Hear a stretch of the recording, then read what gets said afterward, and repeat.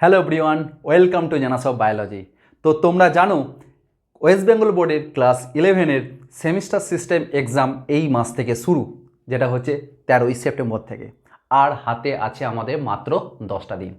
আর এই 10টা দিনে আমরা বায়োলজিক্যাল সায়েন্সে মানে বায়োলজি যে চ্যাপ্টার আছে 10টা চ্যাপ্টার, আর এই 10টা দিনে 10টা চ্যাপ্টারকে আমরা কমপ্লিট করব। কিভাবে কমপ্লিট করব সেখানে আমি নিয়ে আসবো প্রত্যেকটা চ্যাপ্টারের মোস্ট ইম্পর্টেন্ট কোশ্চেনগুলো নিয়ে আমরা আলোচনা করব। আর তোমরা জানো এই বায়োলজিক্যাল সায়েন্স বা বায়োলজি এক্সামটা ঠিক লাস্টে 28 তারিখে এক্সাম। তার আগের দিনের যে এক্সামটা সেটা হচ্ছে তোমার ম্যাথামেটিক্স 27 তারিখে। তা 27 তারিখের পরেই 28 তারিখ। এই 10টা চ্যাপ্টারকে তুমি কীভাবে রিভাইজ করবে? কেননা এই জিনিসটা সবারই মাথায় কিন্তু বা অনেকের মাথায় কিন্তু ঘুরপাক খাচ্ছে, একটা চিন্তার বিষয়। কিন্তু সেই চিন্তাকে দূর করার জন্যই আমি তোমাদেরকে এই 10টা চ্যাপ্টার আমি যেটা পড়াবো মোস্ট ইম্পর্টেন্ট কোশ্চেনগুলো তোমাদের কাছে এনেছি।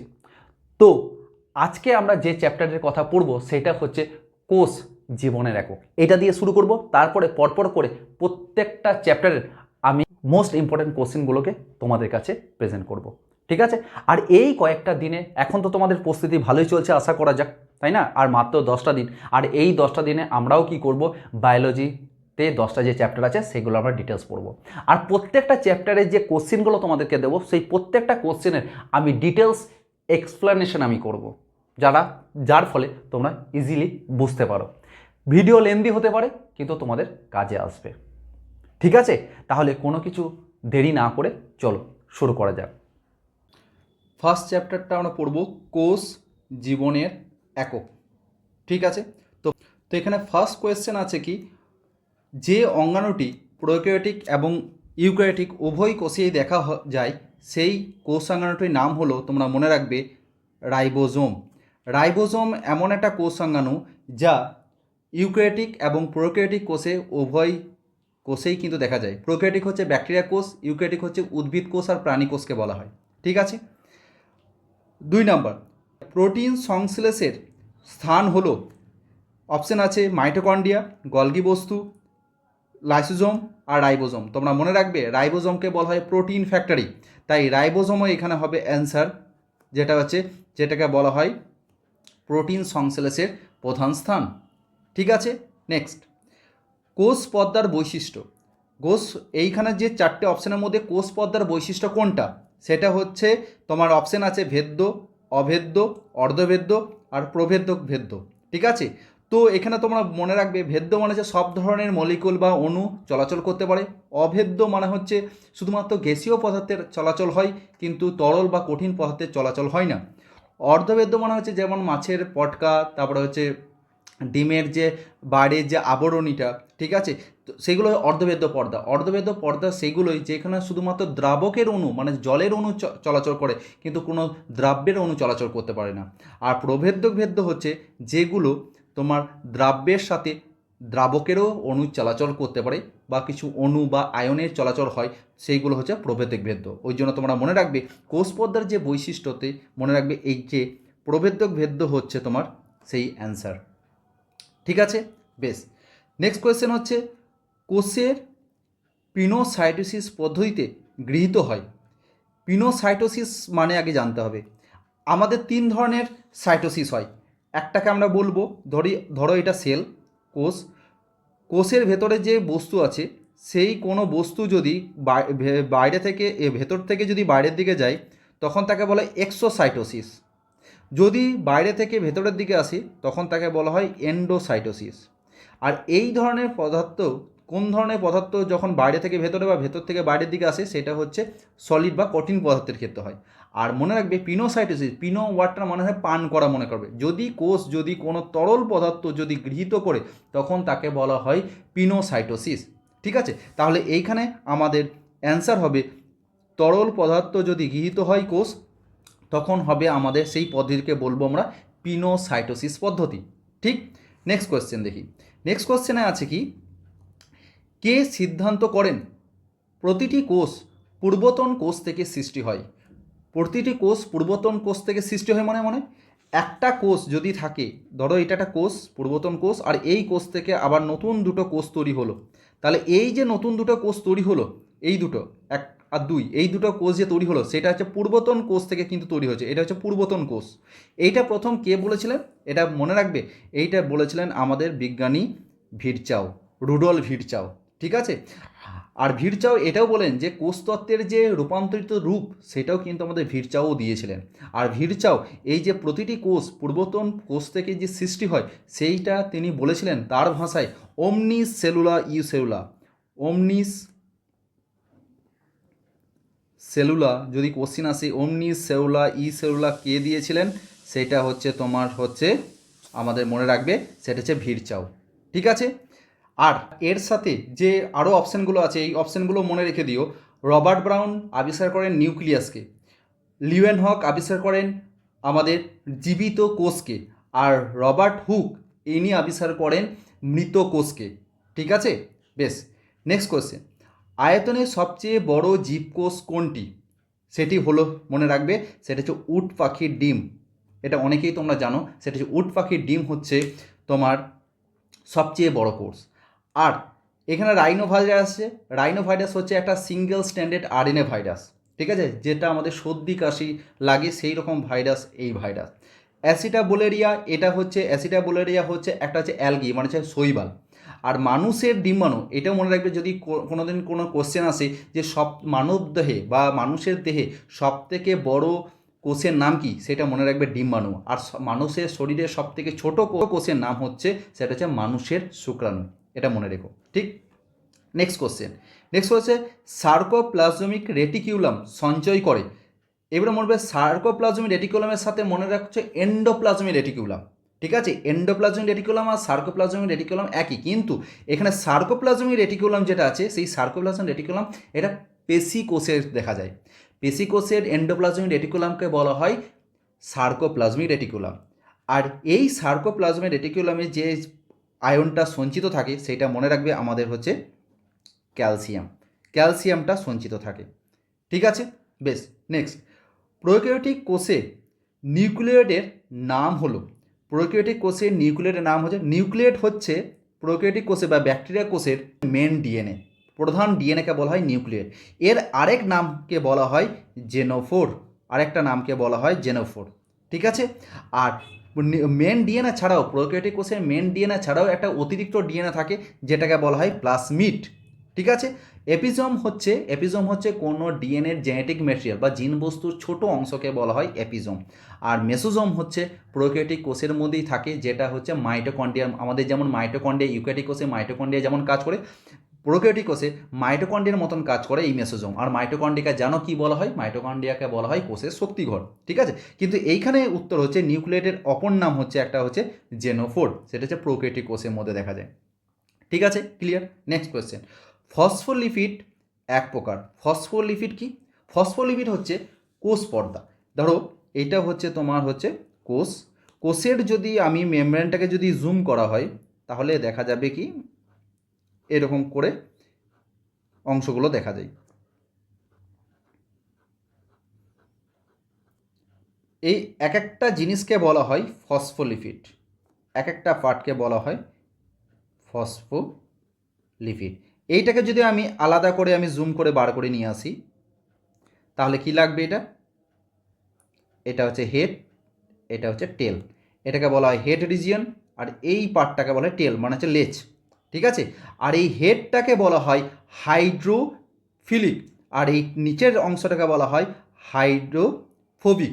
যদি হাইড্রোফিলিক আর হাইড্রোফোবিক যদি দুটোই একসাথে থাকে তখন তাকে বলা হয় অ্যাম্ফিপ্যাথিক অণু। এখানে বলা হয় অ্যাম্ফিপ্যাথিক অণু। ঠিক আছে, মনে রাখবে ফসফোলিপিড হচ্ছে এক প্রকারের অ্যাম্ফিপ্যাথিক অণু। অ্যাম্ফি ওয়াটার মানে হচ্ছে উভয়, মানে বোথ, দুটোই থাকে। হাইড্রোফিলিক অণু এবং হাইড্রোফোবিক অণু দুটোই থাকে, তখন তাকে বলা হয় অ্যাম্ফিপ্যাথিক অণু। ঠিক আছে, এখানের মধ্যে হাইড্রোফিলিক হেড আছে আর এখানে আছে হাইড্রোফোবিক টেল আছে। ঠিক আছে। তো নেক্সট কোয়েশ্চেন, নেক্সট কোয়েশ্চেনে আমরা কি দেখব, যে লেখা আছে অন্তঃকোষীয় প্রকোষ্ঠ কোথায় দেখা যায় না। এবারে বলবে অন্তঃকোষীয় প্রকোষ্ঠ বলতে কি বোঝো? অন্তঃকোষীয় প্রকোষ্ঠ হচ্ছে এইটাই, যদি এটা কোষ হয়, ধরো এটা যে কোষ, এই কোষের মধ্যে আছে আমাদের নিউক্লিয়াস। ঠিক আছে, এটা ধরো নিউক্লিয়াস, নিউক্লিয়াসের বাইরে আছে মাইটোকন্ড্রিয়া। তারপরে হচ্ছে আমাদের গলগি বডি, লাইসোজোম। এই যে আমাদের কোষের মধ্যে যে কোষ অঙ্গাণুগুলো সেগুলো হচ্ছে পর্দা দ্বারা ঘেরা, এগুলো হচ্ছে সব পর্দা, এগুলো হচ্ছে সব পর্দা দিয়ে ঘেরা, ঠিক আছে, আমাদের এই কোষের মধ্যে। কিন্তু প্রোক্যারিওটিক যদি কোষ দেখি, প্রোক্যারিওটিক কোষে যে আমাদের ডিএনএ পাওয়া যায় বা অন্যান্য যে কোষ অঙ্গাণুগুলো পাওয়া যায় সেগুলো পর্দা দ্বারা কোষ অঙ্গাণু থাকে না, ঠিক আছে। তো এটাই মনে রাখবে যে অন্তঃকোষীয় প্রকোষ্ঠ শুধুমাত্র ইউক্যারিওটিক কোষের মধ্যেই দেখা যায়, ঠিক আছে। তো সেক্ষেত্রে প্রোক্যারিওটিক কোষের মধ্যে কিন্তু আমাদের অন্তঃকোষীয় প্রকোষ্ঠ দেখা যায় না, সেটা মনে রাখবে, সেটা হচ্ছে আমাদের কি প্রোক্যারিওটিকের মধ্যে সেটা দেখা যায় না, এটা হচ্ছে সেই অ্যান্সার, ঠিক। এইবার হচ্ছে তারপরে হচ্ছে ক্রিস্টি কোন অঙ্গাণুর সাথে যুক্ত। ক্রিস্টি এবারে মনে করো ক্রিস্টি কোন অঙ্গাণুর সাথে যুক্ত। যদি এটা ধরো মাইটোকন্ড্রিয়া হয়, এটা হচ্ছে বাইরের পর্দা মাইটোকন্ড্রিয়ার, আর ভেতরের দিকে থাকে অন্তঃপর্দা। এই অন্তঃপর্দাটা হচ্ছে ফোল্ডিং মানে ভাঁজ আকারে থাকে, এটা হচ্ছে ভাঁজ আকারে থাকে। এই ভাঁজটা আঙুলের মতন দেখতে লাগছে না, এইগুলোকেই বলা হয় ক্রিস্টি, ঠিক আছে। তাহলে ক্রিস্টি কোথায় দেখা যায়? মাইটোকন্ড্রিয়াতে। তাহলে আমরা বলতে পারি যে ক্রিস্টি কোন অঙ্গাণুর সাথে সম্পর্কযুক্ত, সেটা হচ্ছে মাইটোকন্ড্রিয়া, ঠিক আছে। নেক্সট কোয়েশ্চেনে যাই। নেক্সট আছে যে প্রোক্যারিওটিক কোষে কোনটি থাকে না। প্রোক্যারিওটিক কোষে কোনটি থাকে না? প্রোক্যারিওটিক কোষে নিউক্লিয়াসও থাকে না, প্রোক্যারিওটিক কোষে নিউক্লিওপ্লাজম থাকে না, আবার পর্দা ঘেরা কোনো কোষ অঙ্গাণু থাকে না। তাহলে এখানে সব কটি হবে অ্যান্সার, ঠিক আছে। প্রোক্যারিওটিক কোষে কোনোটাই দেখা যায় না। ক্লিয়ার? এবার পরের কোশ্চেন 13 নম্বর কোয়েশ্চেন। এই কোশ্চেনে বলছে নিচের কোনটি আত্মহননকারী থলি, মানে হচ্ছে আত্মঘাতী থলি, যেটাকে ইংলিশে বলা হয় সুসাইডাল ব্যাগ। যে কোন কোষ অঙ্গাণুকে সুসাইডাল ব্যাগ বলা হয়, সেটাকে বলা হয়, আমাদের মনে রাখবে, সেটা হচ্ছে লাইসোজোম। লাইসোজোমকে বলা হয় সুসাইডাল ব্যাগ বা আত্মহননকারী থলি, ঠিক আছে। এই আমাদের কোষ অঙ্গাণুটা প্রাণী কোষটাকে পুরোপুরি বা উদ্ভিদ কোষ বা প্রাণী কোষে যেখানেই থাকবে সেই কোষটাকে পুরোপুরি একদম নষ্ট করে দিতে পারে। কারণ এইটার কারণ হয় কিছু সিগন্যালের কারণে। ইভেন কোষের মধ্যে যে কোষ অঙ্গাণু থাকে সেইটাকেও কিন্তু নষ্ট করে দিতে পারে বা খেয়ে নিতে পারে একদম। কারণ হয় কিছু ব্যাকটেরিয়া বা ভাইরাস ঢুকে যাওয়ার কারণে সেই ক্ষেত্রে একটা সেলকে তখন মৃত্যুবরণ করতে হয়, বা কোষটার যদি বয়স হয়ে গেল, বার্ধক্য হয়ে গেল, সেক্ষেত্রে কোষ কিন্তু মারা যায়, এবং সেই কোষটা নষ্ট হওয়ার জন্য তার পেছনে যে দায়ীটা থাকে, যে কোষ অঙ্গাণুটা, সেটা হচ্ছে লাইসোজোম, মনে রাখবে, ঠিক আছে। এখানে সেন্ট্রোজোম আছে, সেন্ট্রোজোমকে বলা হয় কোষ বিভাজনে সাহায্য করে সেন্ট্রোজোম। মেসোজোম হচ্ছে ব্যাকটেরিয়া কোষে পাওয়া যায়, আর রাইবোজোম হচ্ছে, আমি এখনই বললাম, রাইবোজোম হচ্ছে প্রোটিন সংশ্লেষে সাহায্য করে। আর একটা কথা মনে রাখবে, এই রাইবোজোম কোষাঙ্গাণু যেটা হচ্ছে প্রোক্যারিওটিক এবং ইউক্যারিওটিক উভয় কোষেই কিন্তু দেখতে পাওয়া যায়। ক্লিয়ার? তারপরে 14 নম্বর কোশ্চেন বলছে কোনটির ক্ষেত্রে কোষ তত্ত্ব প্রযোজ্য নয়। কোষ তত্ত্ব কে দিয়েছিলেন? মনে করো স্লেইডেন অ্যান্ড সোয়ান, এই দুই সায়েন্টিস্ট কোষ তত্ত্বকে দিয়েছিলেন। কোষ কি? কোষের মধ্যে সমস্ত ধরনের আমাদের কোষাঙ্গাণু থাকবে, কিন্তু এদের মধ্যে এই যে আমরা অপশানগুলো পড়ছি, ব্যাকটেরিয়া, ছত্রাক, শৈবাল, ভাইরাস, ঠিক আছে। তো ব্যাকটেরিয়া, ছত্রাক আর শৈবালের মধ্যে এরা হচ্ছে, ব্যাকটেরিয়া হচ্ছে প্রোক্যারিওটিক, ছত্রাক আর শৈবাল হচ্ছে এরা হচ্ছে ইউক্যারিওটিকের মধ্যে পড়ে। তো এদের মধ্যে কোষের মধ্যে কোষাঙ্গাণু থাকে, কিন্তু ভাইরাস এমন একটা অকোষীয় যেটার মধ্যে কোনো ধরনের কোষতত্ত্ব কোনো প্রযোজ্য হয় না, ঠিক আছে। তো মনে রাখবে ভাইরাস হচ্ছে একটা অকোষীয় জীব, কেননা এই ভাইরাস জীবের শরীরে প্রবেশ করলে তখন হয় প্রাণ আসে, আবার আর শরীরের বাইরে বেরিয়ে গেলে, জীবের শরীরের বাইরে বেরিয়ে গেলে তারা জ্বরের মতন কাজ করে। তাই ছত্রাককে জীব এবং জ্বরের মধ্যবর্তী পর্যায়ে বলা হয়। তাই মনে রাখবে আমাদের ভাইরাস হচ্ছে একটা অকোষীয় জীব, যেটা কোষ তত্ত্বের মধ্যে প্রযোজ্য হয় না, কোষ তত্ত্ব এখানে ফলো করে না, ঠিক আছে। তারপরে হচ্ছে 15 নম্বর কোশ্চেন হচ্ছে মিডিল ল্যামেলা কি দিয়ে তৈরি। এবারে কোশ্চেন হচ্ছে মিডিল ল্যামেলা আবার কি? মিডিল ল্যামেলা মনে করো, ঠিক আছে, যে ধরো দুটো উদ্ভিদ কোষ পাশাপাশি আছে, এটা হচ্ছে উদ্ভিদ কোষ,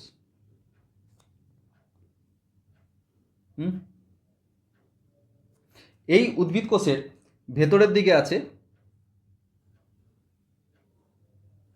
কোষ পর্দা,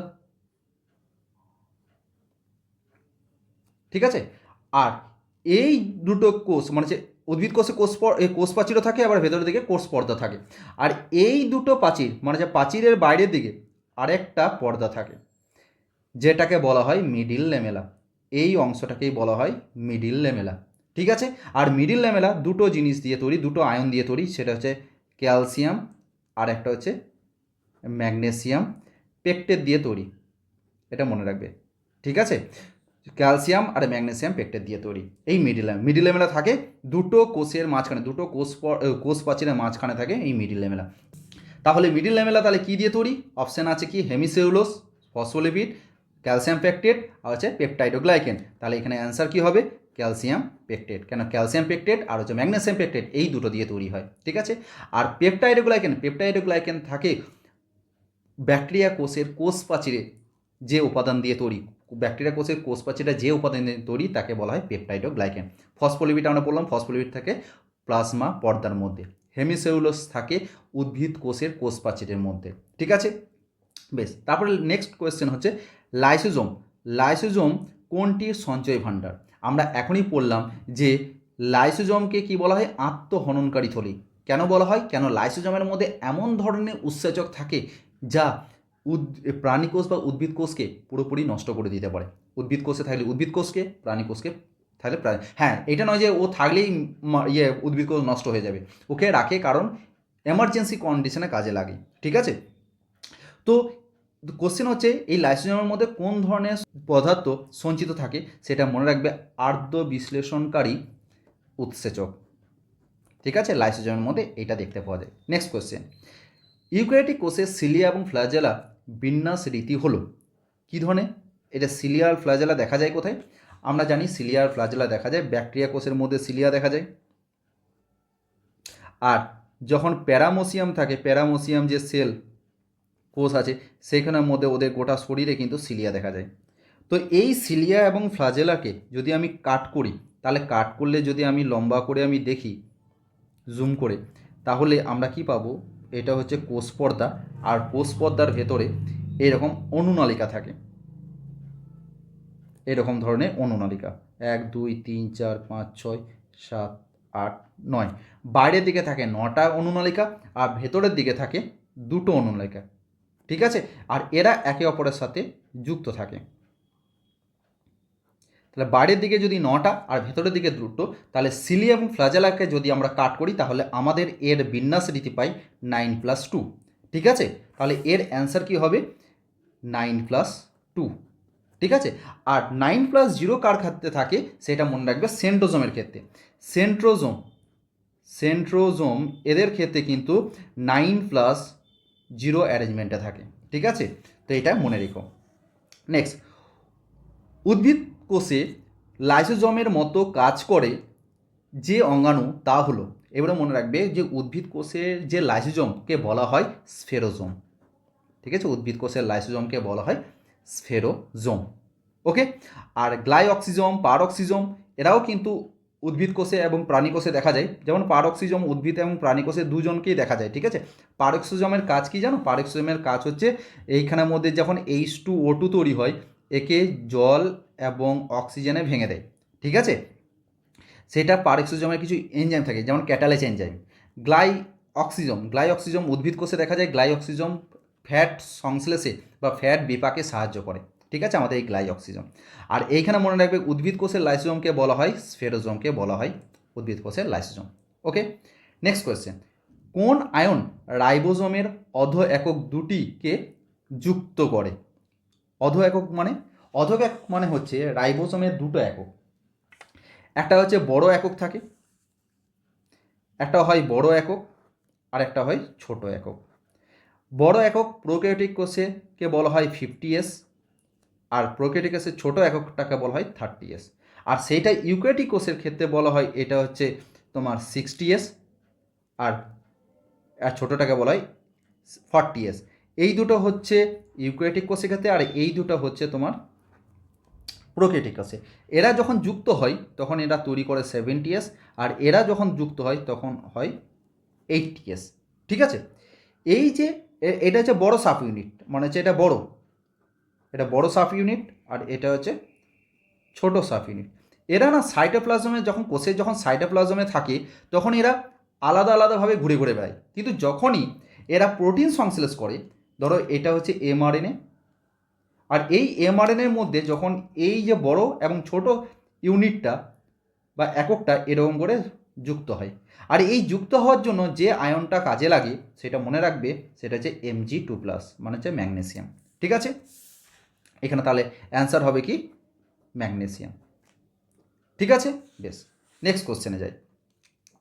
গলগি বডি উৎপন্ন হয়, গলগি বডি কোথা থেকে উৎপন্ন হয়? গলগি বডি উৎপন্ন হয়, যদি তুমি এবারে কোষের যদি ছবি দেখো, কোষ ধরো এটা কোষ, কোষের মধ্যে আছে নিউক্লিয়াস, কোষের মধ্যে এটা হচ্ছে ধরো নিউক্লিয়াস, আর কোষের নিউক্লিয়াসের গায়ের মধ্যে লেগে আছে এটা হচ্ছে এন্ডোপ্লাজমিক রেটিকুলাম, এটা হচ্ছে নিউক্লিয়াস, আর এই নিউক্লিয়াস এই এন্ডোপ্লাজমিক রেটিকুলামের কাছেই আরেকটা কোষাঙ্গাণু থাকে যেটা হচ্ছে গলগি বডি। তাহলে গলগি বডি তাহলে কাছে কে আছে? ইয়ার। তাহলে এইটা মনে রাখবে যে গলগি বডি উৎপন্ন হচ্ছে সেটা হচ্ছে এন্ডোপ্লাজমিক রেটিকুলাম থেকে। ঠিক আছে, নেক্সট কোশ্চেন। নিচের কোনটি ক্লোরোপ্লাস্টে পাওয়া যায় না? ঠিক আছে, ক্লোরোপ্লাস্ট হচ্ছে, ক্লোরোপ্লাস্টের মধ্যে ক্লোরোফিল থাকে, সেই ক্লোরোফিল কী করে? সালোক সংশ্লেষে সাহায্য করে। এই ক্লোরোপ্লাস্টে ক্লোরোফিল এ থাকে, ক্যারোটিন থাকে, জ্যান্থোফিল থাকে, কিন্তু অ্যান্থোসায়ানিন কিন্তু থাকে না। তাহলে এইটাই হবে সেই অ্যান্সার। অ্যান্থোসায়ানিন পাওয়া যায় ফলের মধ্যে। কেন অ্যান্থোসায়ানিন কী করে? অ্যান্থোসায়ানিন যে বিভিন্ন ধরনের ফলগুলো যে রং বেরঙের হয়, স্ট্রবেরি লাল রঙের হয়ে থাকে, আম পাকলে তোমার হলুদ রঙের হয়ে যায়, এইগুলো কিন্তু তোমার অ্যান্থোসায়ানিন সেই জায়গায় কিন্তু প্রেজেন্ট থাকে। ঠিক আছে, মনে রেখো। নেক্সট কোয়েশ্চেন হচ্ছে কি, নিচের কোন রাইবোজোমটি ইউক্যারিওটিক কোষে উপস্থিত? এইবারে আমরা বললাম যে ইউক্যারিওটিক কোষে যে রাইবোজোমটা থাকে সেটা হচ্ছে 80S, আর প্রোক্যারিওটিক কোষে থাকে সেটা হচ্ছে 70S। তাহলে তোমাদের এখানে অ্যান্সার কি মনে হবে? যে এখানে অপশান আছে 80S 70S, 80S 55S, 80S 70S, 55S, আর শুধুমাত্র 80S। তোমাদের প্রথমেই চোখ চলে যাবে শুধুমাত্র 80S। কিন্তু একটুকু দাঁড়াও, যে তোমরা মনে রাখবে যে আমাদের যে কোষ হয়, এটা হচ্ছে কোষের এখানে সাইটোপ্লাজম যেটা আছে, কোষের মধ্যে যে সাইটোপ্লাজম আছে সেইখানে থাকে 80S রাইবোজোম। ওকে, এটা হচ্ছে ইউক্যারিওটিক কোষ, এটা হচ্ছে ইউক্যারিওটিক সেল বা কোষ। ঠিক আছে, আর কোষের মাইটোকন্ড্রিয়ার মধ্যে থাকে, মনে রাখবে কোষের মাইটোকন্ড্রিয়ার মধ্যে দেখা যায় 70S রাইবোজোম। ঠিক আছে, আর রাইবোজোমের কাজ হচ্ছে প্রোটিন সংশ্লেষে সাহায্য করা। ঠিক আছে, তাই মাইটোকন্ড্রিয়ার মধ্যে 70S পাওয়া যায়, এটা ইউক্যারিওটিক কোষ, কিন্তু ইউক্যারিওটিক কোষে কিন্তু মাইটোকন্ড্রিয়া থাকে। আবার সাইটোপ্লাজমের মধ্যে কি থাকে? 80S। আবার আবার কিছু আমাদের স্তন্যপায়ী প্রাণী যারা ম্যামেলিয়া বা স্তন্যপায়ী প্রাণী, তাদের ক্ষেত্রে তাদের আবার মাইটোকন্ড্রিয়াতে দেখা যায় 55S রাইবোজোম। ঠিক আছে, অতএব মনে রাখবে তাহলে রাইবোজোম, এই ইউক্যারিওটিক কোষে যে রাইবোজোম সেটা হয়ে থাকে 80S, 70S, আর হচ্ছে 55S। আর প্রোক্যারিওটিক কোষে অনলি যে রাইবোজোমটা পাওয়া যায় সেটা হচ্ছে 70S, অনলি 70S। ওকে, নেক্সট কোয়েশ্চেন। ড্যাশ কেন্দ্রীয় ভ্যাকুয়েলকে ঘিরে থাকে, মানে ভ্যাকুয়েলের যে মেমব্রেনটা যদি ভ্যাকুয়েল হয়, ভ্যাকুয়েল কোথায় থাকে? ভ্যাকুয়েলটা হচ্ছে আমাদের উদ্ভিদ কোষের, প্রাণী কোষের মধ্যেও দেখা যায়। উদ্ভিদ কোষের সবচেয়ে বড় কোষাঙ্গাণুটার নাম মনে রাখবে, সেটা হচ্ছে ভ্যাকিওল। ঠিক আছে, ভ্যাকিওল প্রায় 90% কভার করে থাকে আমাদের উদ্ভিদ কোষের ক্ষেত্রে। বাইরে থাকে এটা হচ্ছে কোষপ্রাচীর, ভেতরে থাকে কোষপর্দা, আর সবথেকে বড় কোষাঙ্গাণুটা হচ্ছে এটা হচ্ছে ভ্যাকিওল। ঠিক আছে, আর ভ্যাকিওলের যে কোষপর্দাকে বলা হয় মনে রাখবে টোনোপ্লাস্ট, এটাকে বলা হয় টোনোপ্লাস্ট। তাহলে এর অ্যান্সার কি হবে? টোনোপ্লাস্ট। ঠিক আছে, এটা হবে তার অ্যান্সার। ভ্যাকুওলের যে কোষপর্দার নাম হচ্ছে টোনোপ্লাস্ট। Next question. শুক্রাণুর অ্যাক্রোজোম গঠিত হয় কোথা থেকে? গঠিত হয় ড্যাশ থেকে। ঠিক আছে, তাহলে আমরা শুক্রাণুর গঠন জানি। শুক্রাণু দেখতে হচ্ছে, এটা হচ্ছে মাথা, এটা হচ্ছে নেকটা, আর এই রকম করে লেজটা থাকে। এই মাথার মধ্যে এক ধরনের অংশ থাকে যেটাকে বলা হয় অ্যাক্রোজোম। ঠিক আছে, আর এইখানে ছোট্ট করে একটা নিউক্লিয়াস থাকে। এই এই বলছে অ্যাক্রোজোমটা কোথা থেকে তৈরি হয়, অতএব মনে রাখবে এই অ্যাক্রোজোম গঠিত হয় গলগি বডি থেকে বা গলগি বস্তু থেকে তৈরি হয়। তাহলে মনে রাখবে সেই আমাদের শুক্রাণুর অ্যাক্রোজোম গঠিত হয় গলগি বডি থেকে। এটা হচ্ছে তার অ্যান্সার। ক্লিয়ার? এবার হচ্ছে নেক্সট আছে কি, সবচেয়ে ক্ষুদ্র প্রোক্যারিওটিক হলো বা প্রোক্যারিওটিক কোষ হলো সবথেকে মানে হচ্ছে সবথেকে ছোট কোষের নাম হলো, তোমরা মনে রাখবে সেটা হচ্ছে মাইকোপ্লাজমা। এই মাইকোপ্লাজমা সেটা কত হয়ে থাকে, 0.3 মাইক্রোমিটারের মতন লেন্থ হয়ে থাকে। সব থেকে ক্ষুদ্র হচ্ছে কোষ হচ্ছে মাইকোপ্লাজমা। মাইকোপ্লাজমা হচ্ছে এক ধরনের ব্যাকটেরিয়া। ঠিক আছে, নেক্সট কোয়েশ্চেন 26, ড্যাশ কোষে ডিকটিওজম থাকে। ডিকটিওজম, ডিকটিওজম কি? ডিকটিওজম হচ্ছে প্রাণী কোষের ক্ষেত্রে এই ডিকটিওজমকে বলা হয় গলগি বডি, আর উদ্ভিদ কোষের গলগি বডিকে বলা হয় ডিকটিওজম। তাহলে এইটা তাহলে কোথায় পাওয়া যায়, উদ্ভিদ কোষে পাওয়া যায়। ঠিক আছে, মনে রাখবে উদ্ভিদ কোষে ডিকটিওজম পাওয়া যায়। নেক্সট কোয়েশ্চেন, শ্বেতসার সঞ্চয়কারী প্লাস্টিড, এটা প্লাস্টিক হয়ে গেছে, প্লাস্টিড করে নিও। প্লাস্টিড হলো কোথায়, সেটা অ্যান্সার মনে রাখবে অ্যামাইলোপ্লাস্ট। অ্যামাইলোপ্লাস্ট হচ্ছে তার অ্যান্সার। ঠিক আছে, শ্বেতসার সঞ্চয়কারী প্লাস্টিড হচ্ছে অ্যামাইলোপ্লাস্ট। অ্যালুডন প্লাস্টকে বলা হয় যেখানে প্রোটিন সঞ্চয় করে রাখে, আর অ্যালায়োপ্লাস্ট বলা হয় যেখানে ফ্যাট এবং লিপিডকে সঞ্চয় করে রাখে। আর ক্রোমোপ্লাস্ট হচ্ছে যেটা প্লাস্টের তিনটে ভাগ, যেটা হচ্ছে ক্লোরোপ্লাস্ট, ক্রোমোপ্লাস্ট আর লিউকোপ্লাস্ট। ক্রোমোপ্লাস্ট কোথায় থাকে, ফুল এবং ফলের যে বিভিন্ন ধরনের রং হয় সেইগুলোতে থাকে ক্রোমোপ্লাস্ট। ঠিক আছে, আর শ্বেতসার সঞ্চয়কারী প্লাস্টিড হচ্ছে অ্যামাইলোপ্লাস্ট। আর অ্যামাইলোপ্লাস্ট হচ্ছে তোমার লিউকোপ্লাস্টের ভাগ। লিউকোপ্লাস্ট তিন রকমের, একটা হচ্ছে অ্যামাইলোপ্লাস্ট, অ্যালুরোনপ্লাস্ট আর হচ্ছে অ্যালায়োপ্লাস্ট। মানে লিউকোপ্লাস্টিডের মধ্যেই পড়ে অ্যামাইলোপ্লাস্ট। কারণ অ্যামাইলোপ্লাস্ট যেমন হচ্ছে আলুর মধ্যে যেমন শ্বেতসার সঞ্চিত থাকে, সেই অ্যামাইলোপ্লাস্টের যদি এক্সাম্পল জানতে চাই তাহলে সেটা মনে রাখবে আলু। বেশ, নেক্সট কোশ্চেন, দ্বি পর্দাযুক্ত কোষীয় অঙ্গাণুটি হলো, তো মনে রাখবে যে দ্বি পর্দাযুক্ত কোষীয় অঙ্গাণু হচ্ছে কোষের মধ্যে তিনটে, সেটা হচ্ছে মাইটোকন্ড্রিয়া, নিউক্লিয়াস আর হচ্ছে ক্লোরোপ্লাস্ট। এরা হচ্ছে ইউক্যারিওটিক কোষের মধ্যে তিনটে এই কোষাঙ্গণু যা ডাবল মেমব্রেন মানে হচ্ছে দ্বি মেমব্রেন বা দ্বি পর্দা দিয়ে যুক্ত। ঠিক আছে, আর আরেকটা এটা মনে রাখবে যে অনেক সময় কোশ্চেন আসে যে পর্দাবিহীন কোষাঙ্গাণু কোনগুলো, সেক্ষেত্রেও তিনটে মনে রাখবে, একটা হচ্ছে রাইবোজোম, একটা হচ্ছে সেন্ট্রোজোম আর একটা হচ্ছে নিউক্লিওলাস। ঠিক আছে, মনে রেখো।